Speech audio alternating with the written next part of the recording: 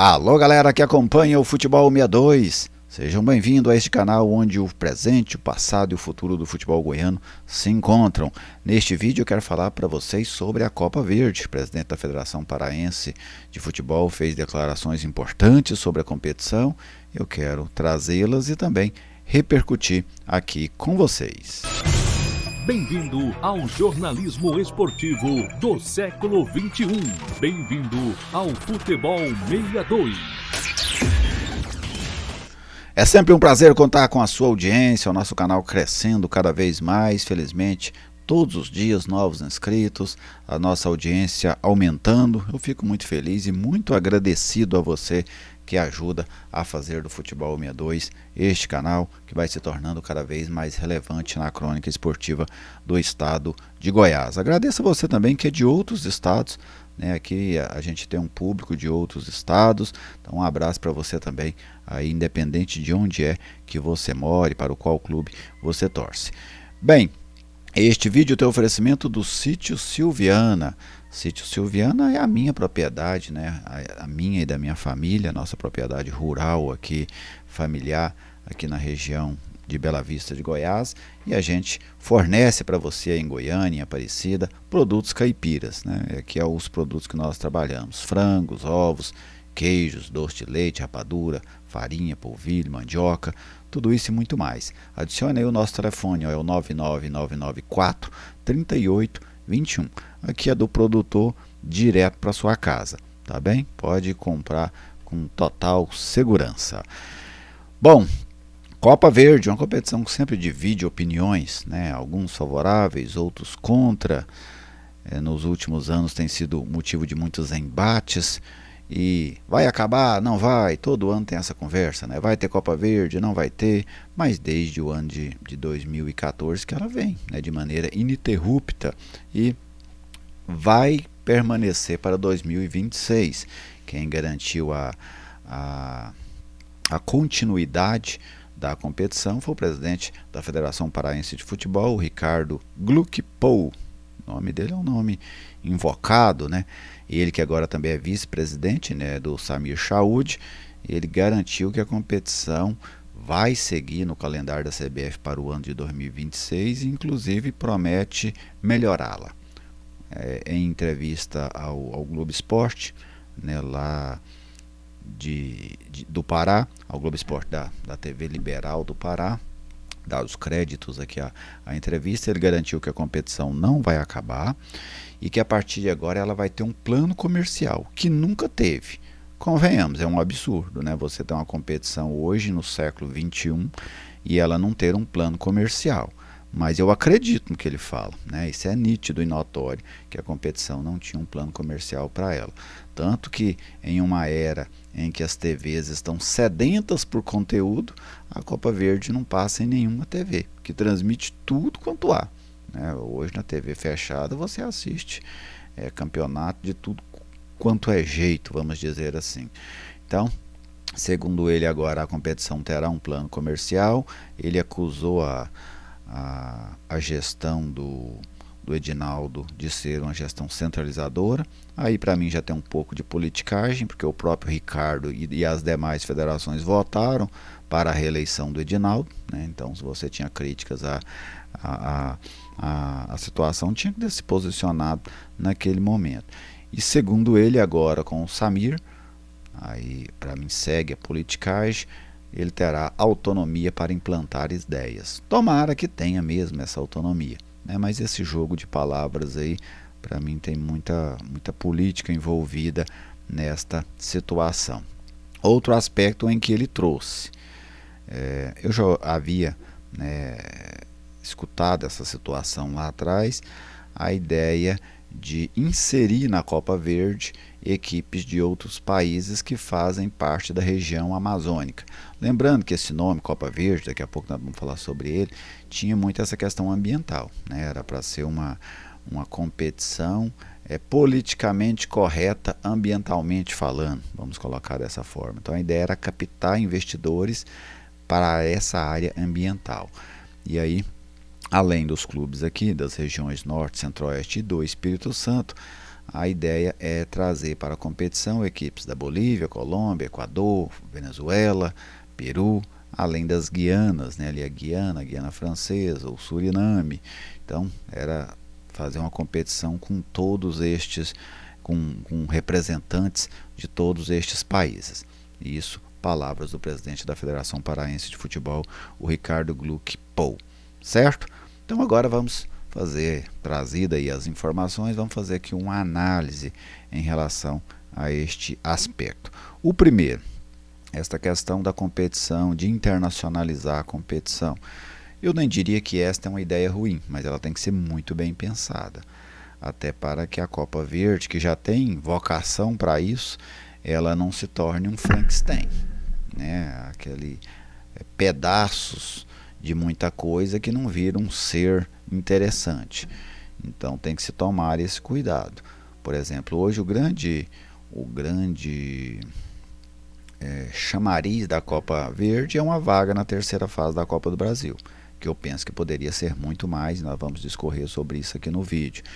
Mas se você insere clubes de outros países, como é que você vai trabalhar, por exemplo, com esse grande chamariz? Você vai ter que começar a colocar asteriscos na competição. O melhor brasileiro vai para a Copa do Brasil. Então são situações que você tem que ter um certo cuidado com isso. Eu preparei alguns tópicos aqui que eu quero falar sobre eles. O nome da competição, o formato, a remuneração, o televisionamento e a valorização. Vamos começar pelo nome.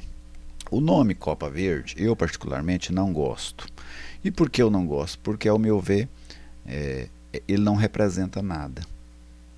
Se eu falar aqui para vocês, Campeonato Amazonense de Futebol, você pode até não ser um grande conhecedor de campeonatos, né, existentes, mas você automaticamente vai ligar que é um campeonato do estado do Amazonas, né, porque o nome representa.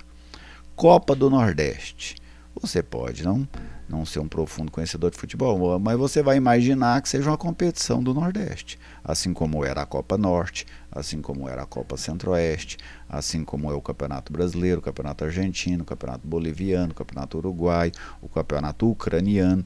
Os nomes representam. No caso da Copa Verde, não, ela não diz nada. Se você não conhecer a competição, você tem que pesquisar para saber o que é. Então, para mim, é um nome ruim. Era muito mais interessante, por exemplo, você ter uma Copa Centro-Norte, né, a Copa com os times da região central do país e da região norte. Pronto, já tem uma representatividade. Outro aspecto que eu abordei ali, o formato. Essa ideia do formato, né, hoje ele é isolado. Você tem dois lados, né, dois hemisférios. Me lembra a NBA, né? Você tem ali as conferências. Você tem o lado norte e o lado centro-oeste. O lado norte indica um finalista, o lado centro-oeste indica outro. Eu penso que essa interação ela poderia começar antes. Quartas de final, por exemplo, a partir das quartas de finais você ter um cruzamento entre os clubes das regiões, né? Ah, mas é longe, o Brasil é longe.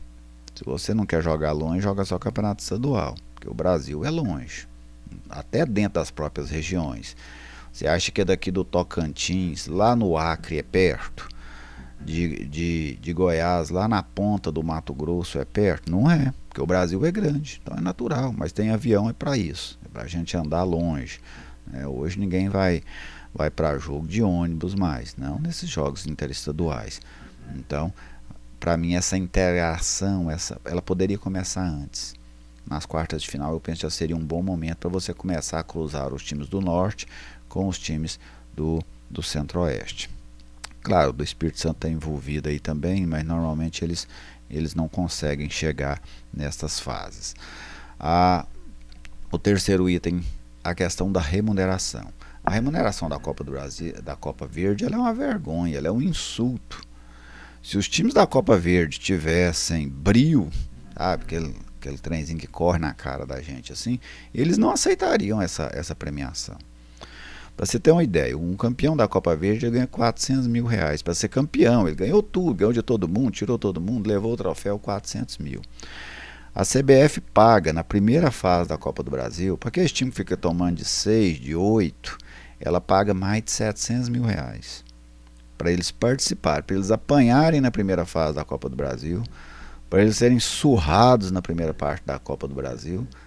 Eles recebem mais de 700 mil reais. Enquanto o campeão da Copa Verde, na competição da CBF, ela paga 400 mil reais.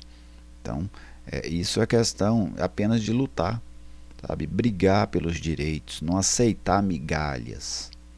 Porque a primeira coisa que os times aqui da região centro-oeste e norte do país eles precisam ter é autoestima.